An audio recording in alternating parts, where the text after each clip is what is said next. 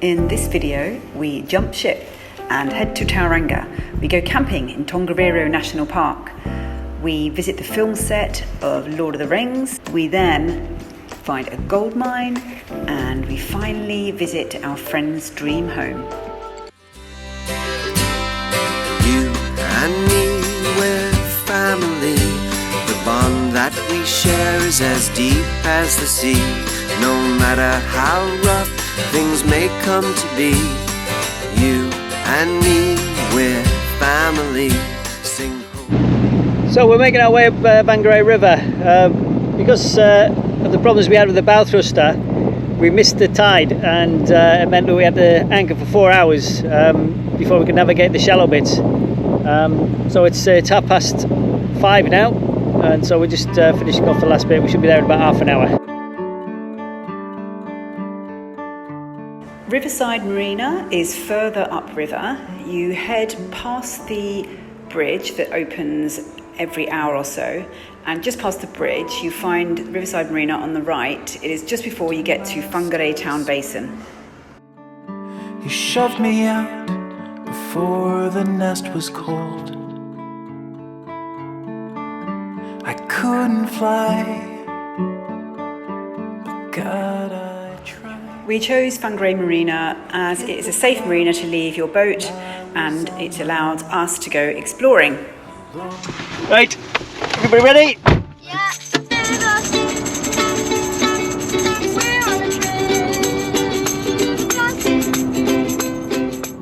To pick me up.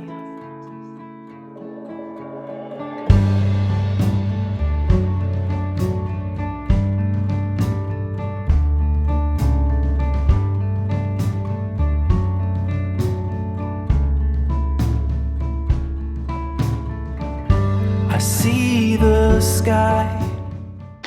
Okay, so we've arrived at Mangahuahi campsite in the Tongariro National Park. Okay, there we go. Nice one. I love those sort of tents, so easy. I'll put it right over you. Oh, and then clip it on. What are you doing, Derry? Looking for bugs for Skinny the Skink. The time, and I never had the chance to. It's so toasty warm. I am so hot.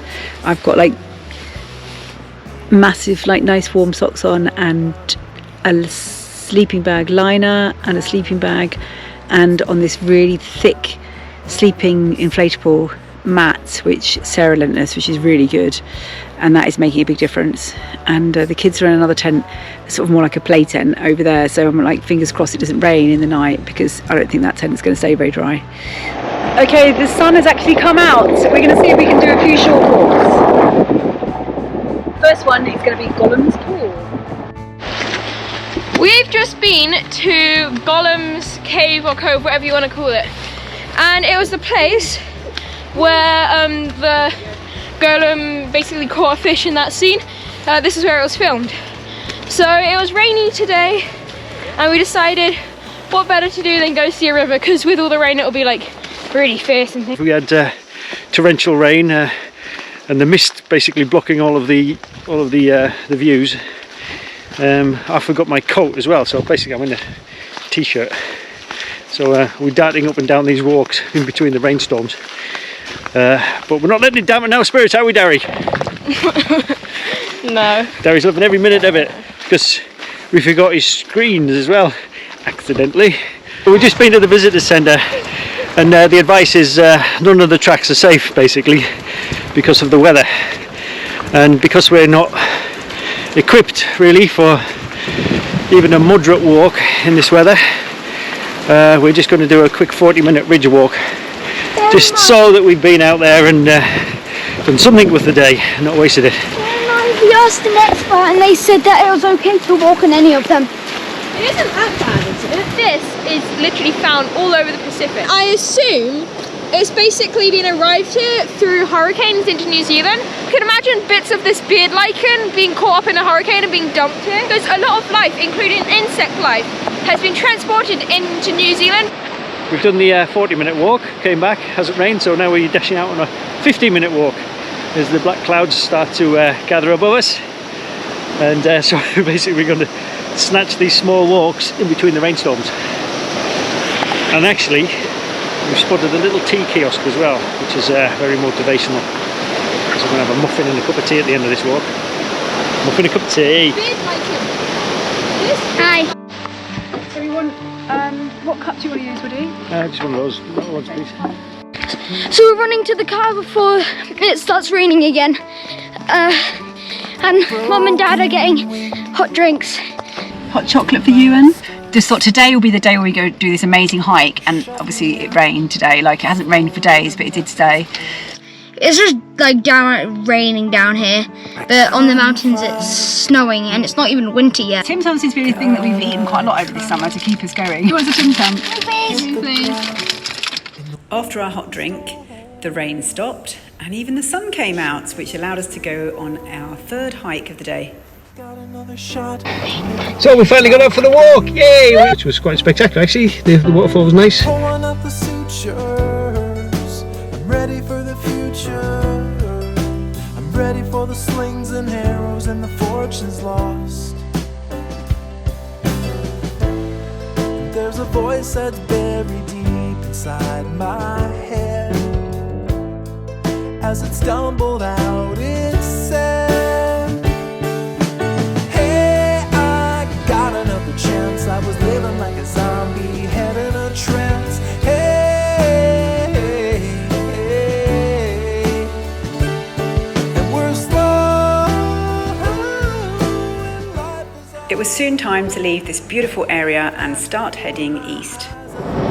So that's like a pine forest, and a lot of those, the tops of the trees, like most of them, have just seemed to have cracked and fallen over, and we think it might have been in the cyclone recently, because that's not the way they normally chop trees down. It's just like all the tops have kind of just fallen off, wondering whether this valley was really exposed to it.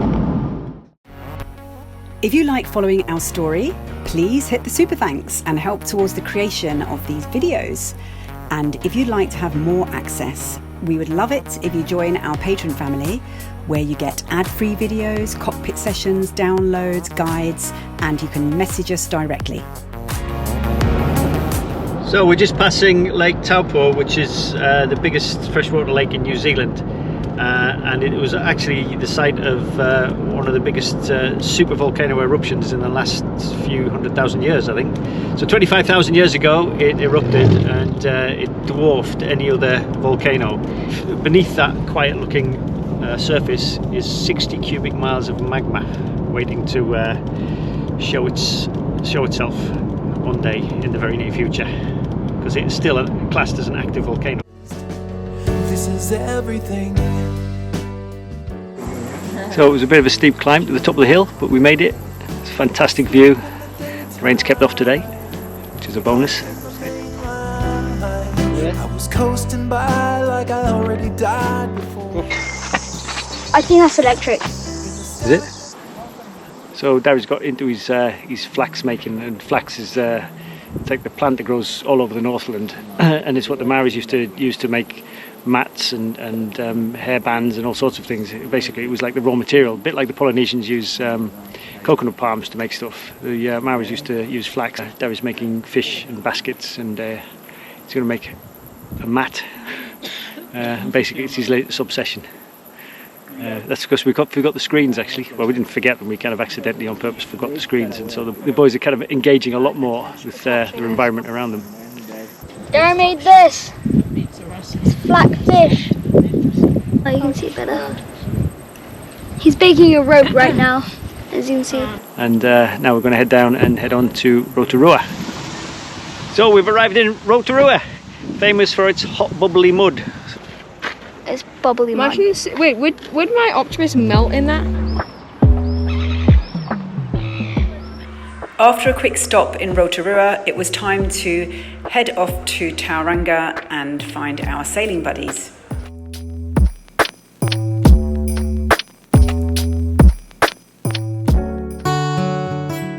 I'm Anna.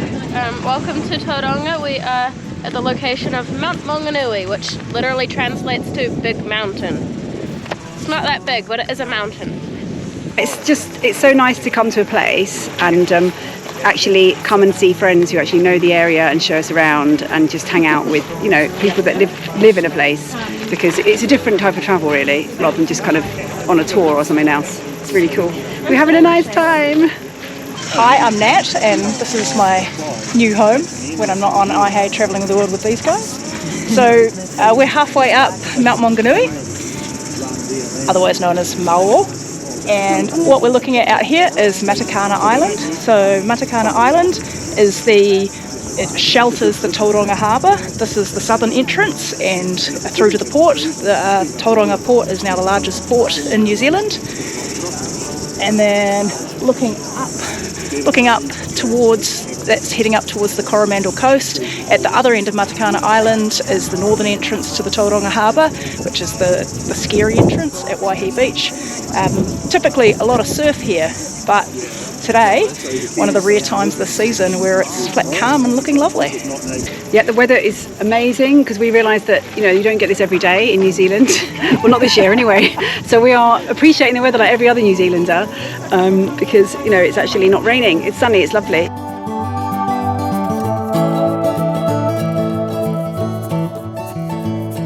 Bonjour, mon ami. You shouldn't slap my face, you see. Cause in America, that means that you are mad. And then you show me. No fires, no smoking, no fireworks, no dogs, no camping, no cycling, no scattering ashes, no rock climbing, no drones, no horses, no alcohol, and no scooters. What about bikes? Ha! They never said unicycles. You shouldn't slap my face, you see. It's especially nice to see friends that we've actually sailed all the way across the Pacific with. So we all met in Shelter Bay, but kind of known about each other longer than that, and then you just sail across this huge ocean and then arrive here, so that's cool as well. So for now, So today we're going to the Hobbiton movie set, which is where they filmed the Shire in Lord of the Rings. Going to Hobbiton!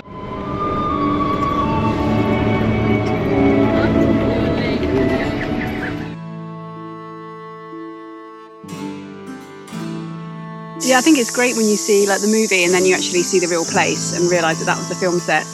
And but I think in the film you don't get all the detail that you get when you go to Hobbiton. So outside of each house there was the little tables and certain things relating to what the Hobbit did, like fishing, or there was one that was a baker and cheese, sold cheese and made cheese, and then there was the one that drank too much, and the one that was making honey. This is a beekeeper.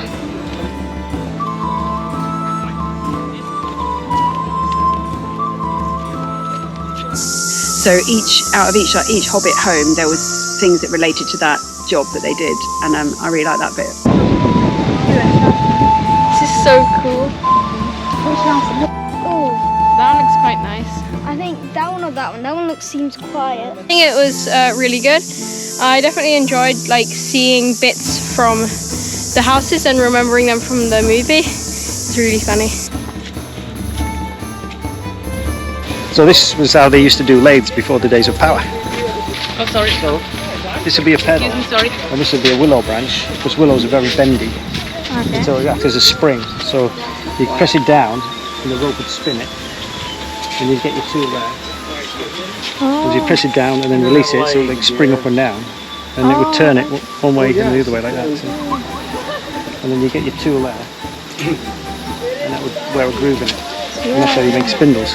Now this is Samwise Ganji's house.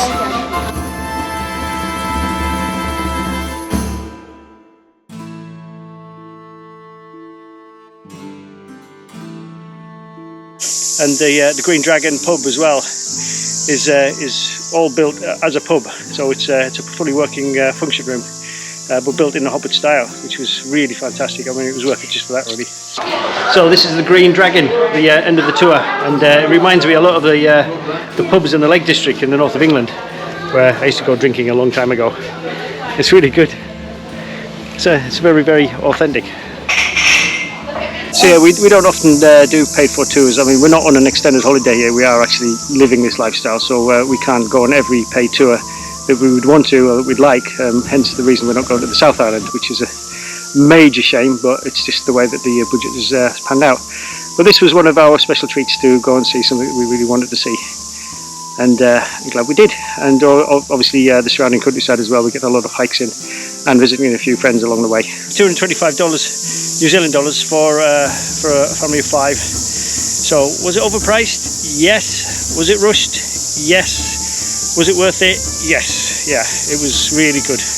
And even from a design sort of background, you know, just seeing how they constructed the sets. I think that was awesome. We actually got to see it, but I'm never going to watch Lord of the Rings the same way ever again. I mean, it was awesome. I loved seeing it. We heard about a place nearby which used to be a gold mine, and we also understood that there was a very complex tram system that used to shift the gold around this area, so we wanted to find out more. A lot of these walks have got these shoe cleaning stations, and it's to stop with the dieback of some of the native species, and basically you clean the seeds and the mud off the bottom of your shoes, and Ewan's becoming quite an expert at it.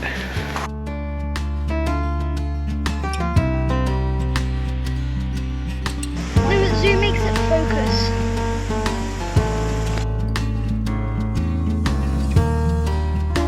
Going to clear, or do you think they're just going to leave it?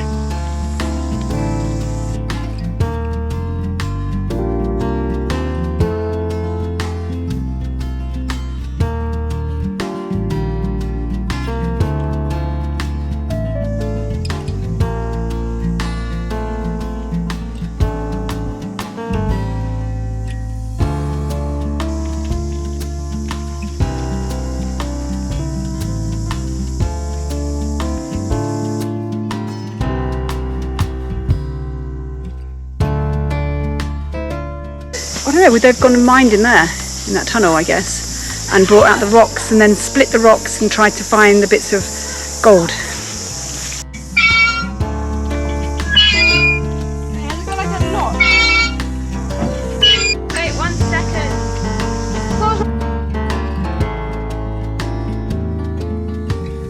I'm doing Daddy's feet. You're very thorough, that. Okay, now show me feet. Oh, that's nice. Okay, next Can one. I just like lie down?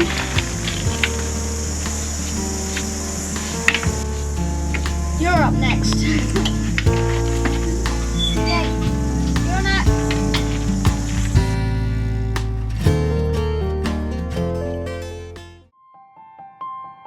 Lastly, I managed to catch up with a really good friend from way back, and we even managed to stay in their dream home.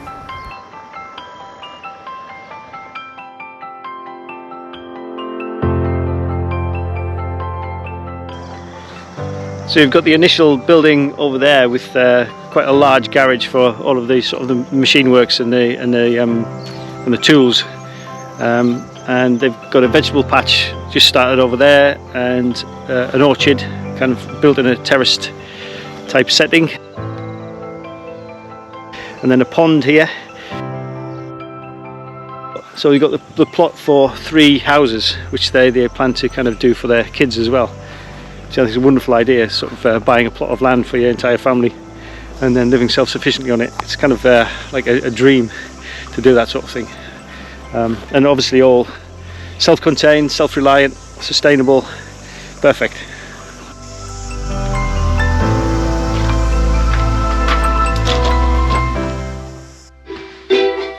I'm going back to 505. It's a 7-hour flight to 45 minutes. So we are heading off. This is the last day now. We're going back to our boat in Whangarei. It was a really nice stop actually to see my friend from years back. You know, it's just want to spend more time with her. She's going to come and visit us, but just so lucky to be able to stay in their amazing homestead, which they're at the moment growing, and it's just I love the fact that the point they've got to really in their lives and where they're going to live. So it's wonderful to see it, and I love imagining people in their own homes as well. That's always really special.